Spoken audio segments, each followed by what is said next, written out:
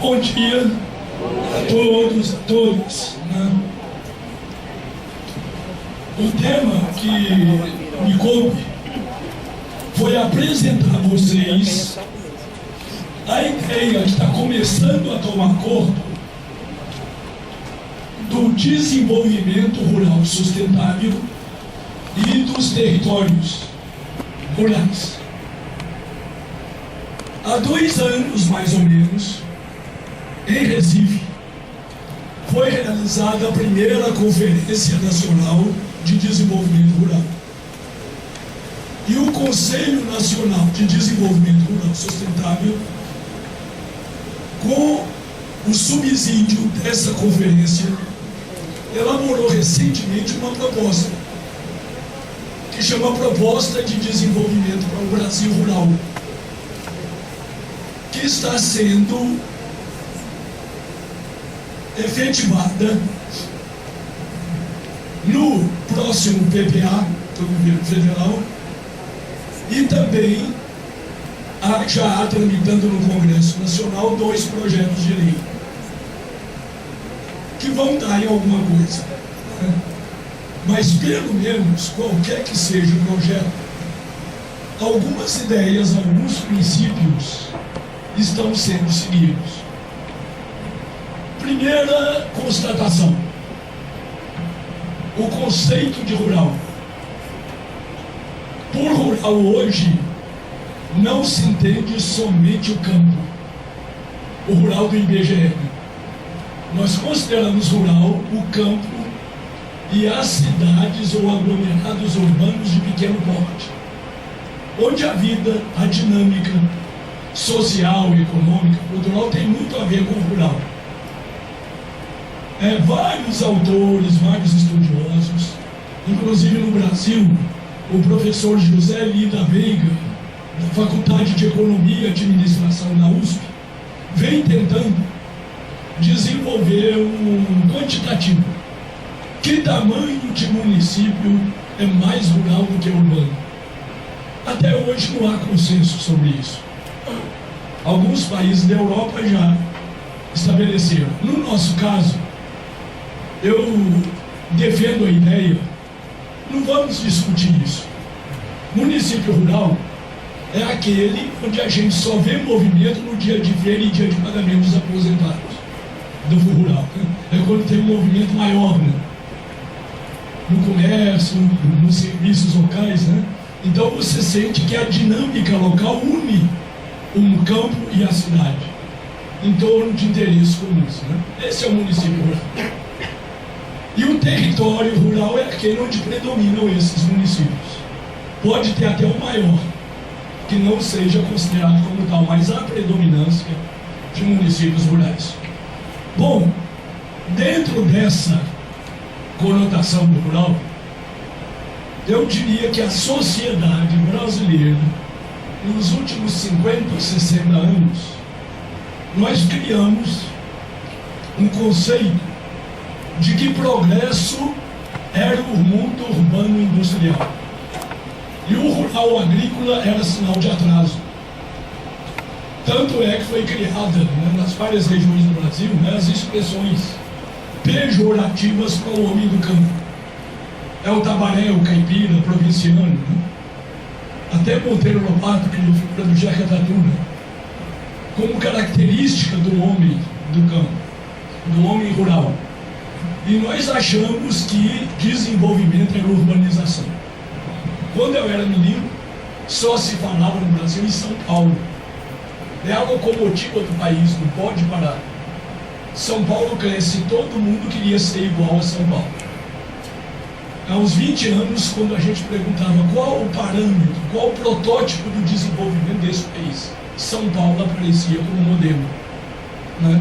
Hoje, já não se pensa assim, né?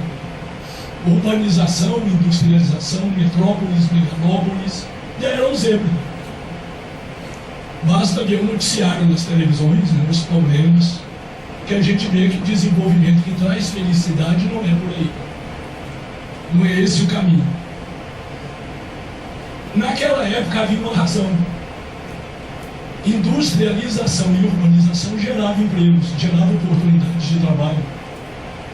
Há uns 30 anos atrás, 10% de crescimento gerava 10% de empregos, realmente.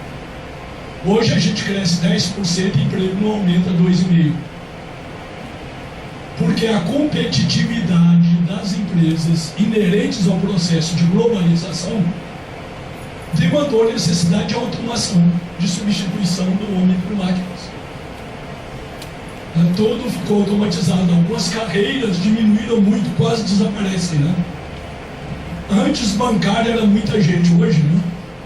Caixa eletrônica, internet, né? Faz com que a carreira diminua.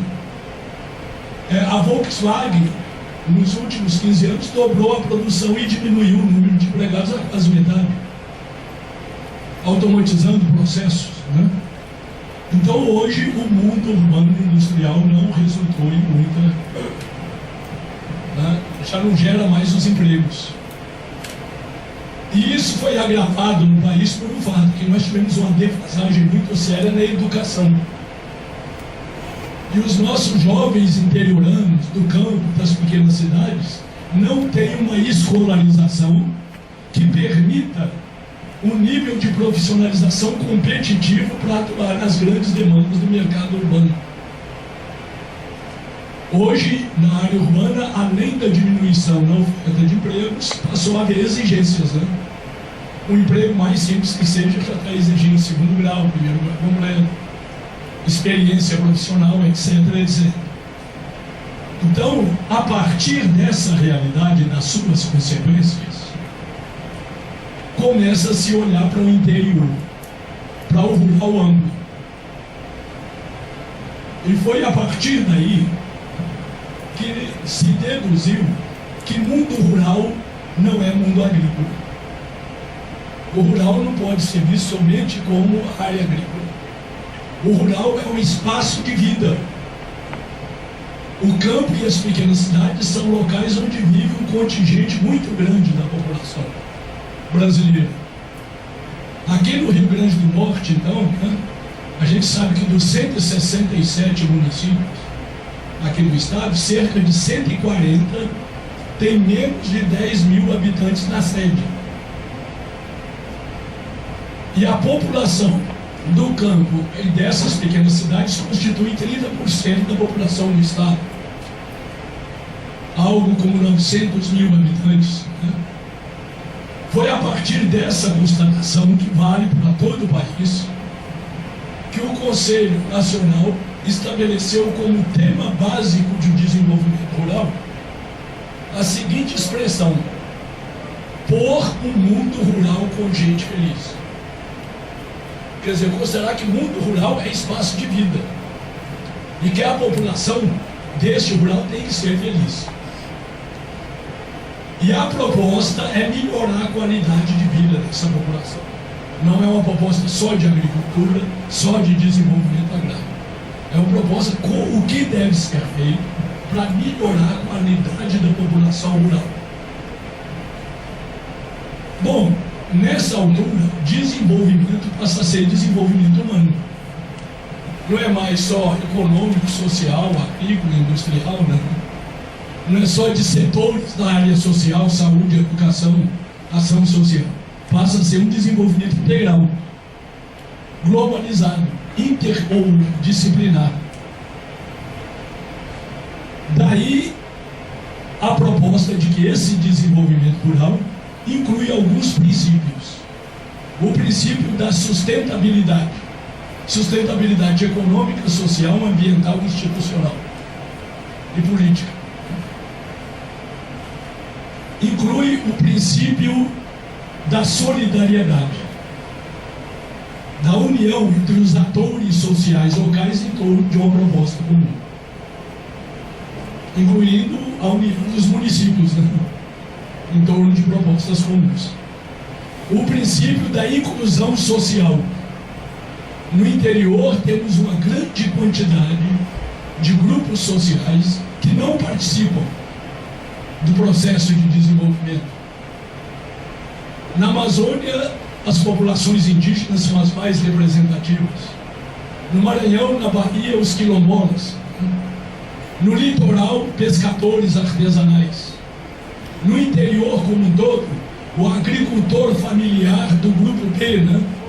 É aquele mais lascado, o mais pobrezinho, né? Hoje quase que no regime de extrema pobreza ou de miséria, né? Os trabalhadores sem terra, né? Que enfrentam questões fundiárias sérias. Então são algumas populações que têm que ser incluídas. O governo atual, olhando para isso, já criou o seu slogan, né? País rico é país sem pobreza, né? País desenvolvido é país sem pobreza. E a semana passada a presidenta lança o programa de combate à miséria e à extrema pobreza como uma das prioridades a serem consideradas, né? E o outro princípio é o respeito à diversidade. Nosso rural é muito diverso.